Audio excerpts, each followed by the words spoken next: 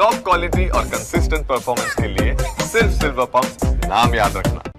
वैश्विक परिस्थिति वच्चे पेट्रोल और डीजलना भाव तो वधी रह्या छे, परंतु साथे साथे हवे सीएनजी में पण भाव वधारो जोवा मळी रह्यो छे ने जेने लई अने जे सौथी वधु प्रभावित आ भाव वधाराथी थई रह्या छे ते अमदावादना रिक्शा चालको छे, कारण के तमाम रिक्शाओ छे ते सीएनजी पर चाले छे ने त्यारे जे प्रकारे भाव वधारो 2 રૂપિયાથી વધારેનો કરવામાં આવ્યો છે ત્યારે रिक्शा चालको छे तेने सौथी वधु असर थई रही छे। त्यारे जे वर्गने सौथी वधु भाव वधारानी असर थई रही छे एवा रिक्शा चालको साथे आपणे वातचीत करीशुं।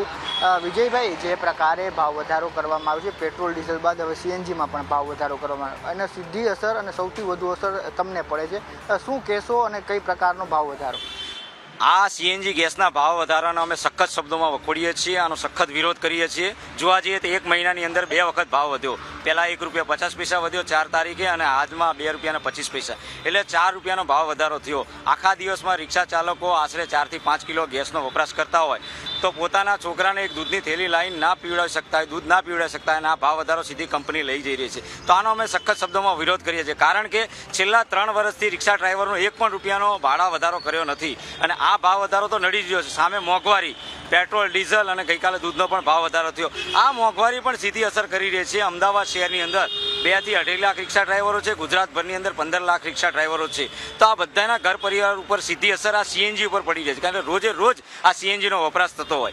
आनी रजूआत अमे सरकार में करी है।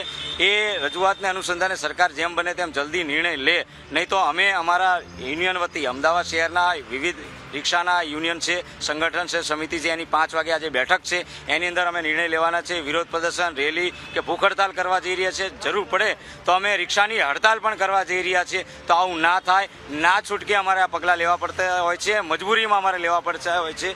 तो आ सामान्य वर्ग, रोज कमाईने रोज खानार वर्ग आवा विरोध प्रदर्शन ना करे, एनी माटे जेम बने तेम जल्दी आनो निकाल लाववामां आवे। अने अदाणी कंपनीनी वात करूं तो ए दिवसे ने दिवसे प्रगति करी रही है। नवा नवा एरपोर्ट खरीदता होय, नवा नवा आयोजन करता होय तो एमने शा माटे आ गैसनो भाव वधारो करवो जोईए?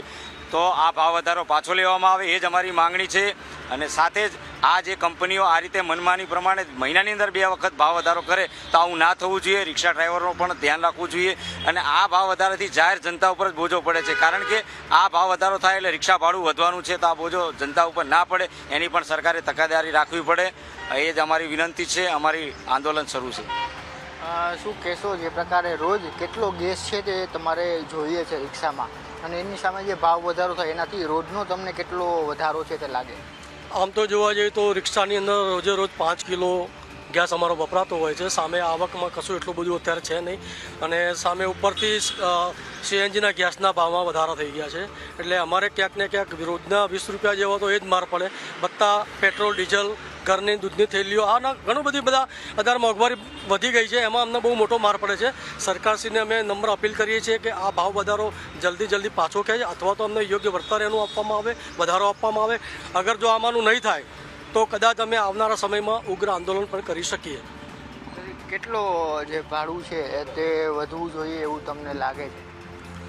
આમાં ભાડામાં અમારે 30 રૂપિયા ભાડું થવું જોઈએ, મિનિમમ 20 રૂપિયા થાય એની અપીલ કરવામાં આવે છે ને આ ગેસનો ભાવ ઓછો થાય તો વધારે સારું છે બધા માટે।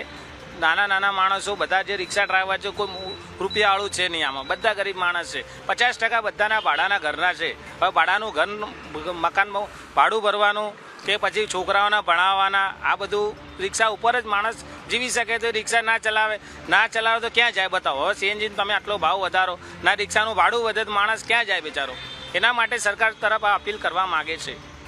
ચોક્કસથી તો તમામ અલગ અલગ મુદ્દાઓ આ લોકોના છે ને તેને લઈને જ આપણે વાતચીત કરી રહ્યા છે। શું કહેશો, જે ભાવ વધારો થઈ રહ્યો છે ગેસના ભાવમાં એની સામે ભાડું છે તે નથી વધી રહ્યું, કેટલી મુશ્કેલી એક રિક્ષા ચાલક તરીકે તમને પડે? રિક્ષા ચાલકોને અમદાવાદના બહુ મુશ્કેલી પડી રહ્યું છે। તો હું અડાની સીએનજી ગેસના ભાવ જે અત્યારે વધ્યું છે, મારે આજે સાંજે 5 વાગે કમિટી મેમ્બરની મીટિંગ છે ના મીટિંગમાં નક્કી થશે કે શું કરવું શું નહીં કરવું અને બધા નક્કી કરીને ચર્ચા કરશે। આંદોલન કરવાનું હોય, ભૂખ હડતાલ કરવાનું હોય કે આવેદનપત્ર આપવાનું હોય।